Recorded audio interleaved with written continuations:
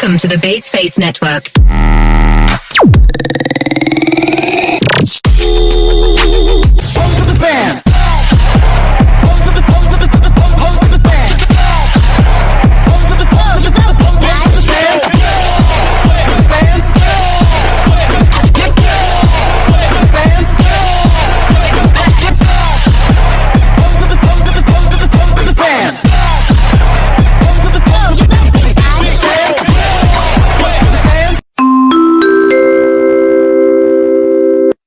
Oke teman-teman, untuk pengertian replikasi sendiri itu adalah proses di mana molekul DNA atau RNA menggandakan diri untuk menghasilkan salinan yang identik atau hampir identik. Nah, replikasi juga merupakan mekanisme dasar yang memungkinkan organisme untuk mewariskan informasi genetik dari satu generasi ke generasi berikutnya. Nah, replikasi juga penting untuk pertumbuhan, kemudian perkembangan, dan perbaikan sel. Replikasi DNA deoksiribonukleik acid adalah molekul yang menyimpan informasi genetik dalam bentuk kode 4 huruf. A untuk adenin, T untuk timin, G untuk guanin, dan C untuk sitosin. DNA tersusun dari dua untai yang saling berpasangan dan membentuk struktur berpilin ganda. Pasangan basa antara dua untai DNA adalah A dengan T atau adenin dengan timin dan G dengan C atau guanin dan sitosin. Seperti yang sudah dijelaskan sebelumnya, DNA adalah molekul yang menyimpan informasi genetik dalam bentuk kode 4 huruf. Yang pertama ada A, yaitu adenin. Adenin merupakan basa nitrogen bercincin ganda yang termasuk golongan purin. Dalam struktur DNA, adenin berpasangan dengan timin melalui dua ikatan hidrogen. Pasangan basa A dan T ini penting untuk menjaga stabilitas struktur heliks ganda DNA selama replikasi.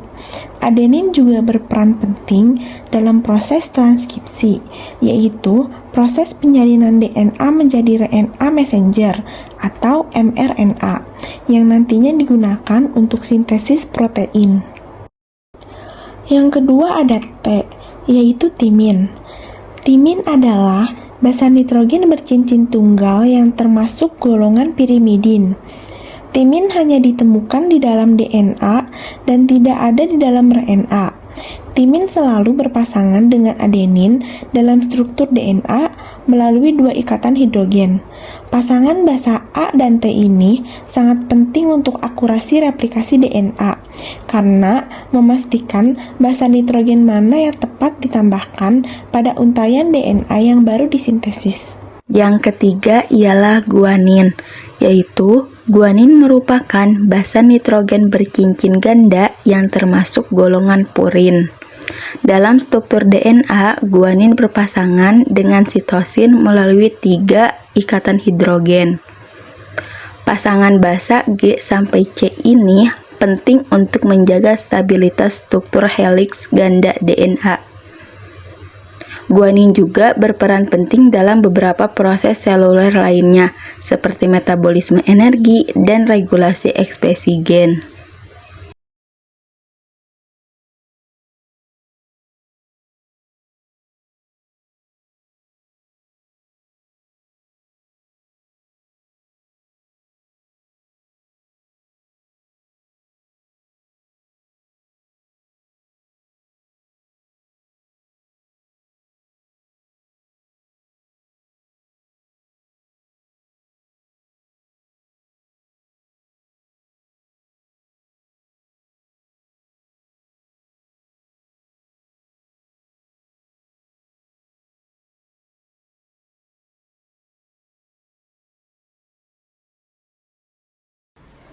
Replikasi DNA adalah proses di mana DNA menggandakan diri dengan cara memisahkan kedua untainya dan menggunakan masing-masing untai sebagai cetakan untuk membentuk untai baru yang komplementer.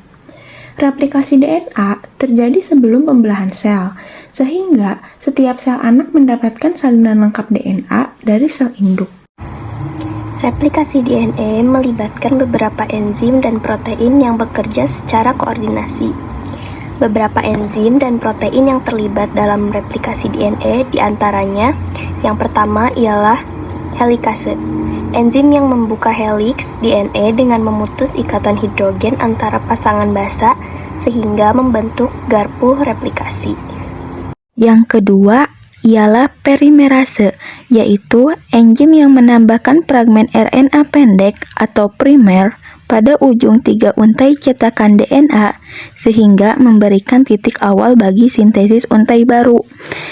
Yang ketiga ada DNA polimerase, yaitu enzim yang menambahkan nukleotida baru pada ujung 3 untai baru sesuai dengan pasangan basa pada untai cetakan, sehingga dapat memperpanjang pada untai baru. Ligase adalah enzim yang menyambung fragmen-fragmen DNA atau Okazaki yang terbentuk pada untaian baru yang disintesis secara diskontinu. Kemudian ada topoisomerase, yaitu enzim yang mengurangi tegangan pada heliks DNA akibat pemutaran untai-untaiannya selama replikasi. Kemudian ada protein pengikat tunggal atau SSB, yaitu protein yang mengikat pada untai cetakan DNA yang terpisah untuk mencegah rekombinasi atau degradasi. Replikasi DNA bersifat konservatif, artinya setiap molekul hasil DNA replikasi terdiri dari satu untaian lama atau satu untaian baru. Replikasi DNA juga bersifat bidiresional, artinya replikasi berlangsung ke arah kanan dan ke arah kiri dari titik asal replikasi. Oke, untuk selanjutnya itu terdapat tahapan-tahapan replikasi DNA. Nah, itu ada 5 tahapan replikasi DNA nih, mulai dari identifikasi lokasi awal, kemudian penguraian DNA, kemudian pembentukan garpu replikasi, kemudian elongasi dan inisiasi, serta pembentukan gelembung replikasi dengan DNA baru. Identifikasi lokasi awal replikasi DNA tahap pertama disebut juga dengan original of reflection, yang merupakan penentuan awal lokasi melakukan replikasi. Lokasi biasanya terjadi pada tempat yang memiliki banyak untaian timit T dan basa adlehin A. Ketika sudah mendapatkan lokasi, maka O protein atau ori protein akan langsung berikatan dengan DNA. Mulailah proses replikasi rantai DNA. Penguraian DNA rantai ganda ke DNA rantai tunggal berikutnya setelah mendapatkan lokasi replikasi adalah menguraikan DNA yang memiliki rantai ganda menjadi rantai tunggal. Caranya adalah dengan memproses katalisis yang dilakukan oleh enzim helikase. Pertama-tama, rantai pada DNA heliks ganda akan mulai terpisah, kemudian membentuk cetakan awal untuk proses replikasi. Yang ketiga, pembentukan garpu replikasi setelah penguraian rantai ganda menjadi rantai tunggal. Berikutnya adalah membentuk garpu replikasi. Tugas ini diberikan kepada enzim helikase yang melakukan pembukaan rantai DNA induk. Kemudian, masing-masing rantai akan terpisah dan dihalangi oleh SSBB agar tidak bersatu kembali. Kemudian, enzim primase akan membentuk satu rantai RNA lalu menjadi DNA primer. Setelah itu, enzim DNA polimerase akan melakukan sintesis protein pada rantai DNA baru di bagian induk DNA.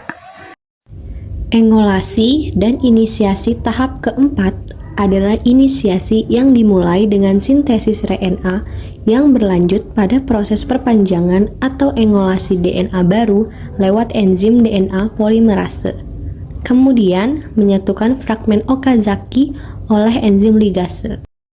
Yang kelima, ada pembentukan gelembung replikasi terakhir, yaitu pembentukan gelembung replikasi serta menyatukan DNA baru. Lokasi sintesis DNA dikenal dengan gelembung replikasi. Adapun proses akhir disebut dengan penyatuan DNA tunggal menjadi DNA ganda. Struktur molekul DNA bisa ditemukan pada setiap sel yang di dalamnya terdapat nukleus. Adapun struktur DNA yang terdiri dari nukleotida paralel. Molekul DNA pada kromosom memiliki rantai ganda yang berukuran panjang. Setiap rantai berjalan dengan cara berkebalikan dan kedua rantai tersebut saling bertaut dengan ikatan hidrogen. Beberapa komponen utama DNA adalah gugus fosfat, gula, deoksiribosa, dan nukleobasa atau basa nitrogen.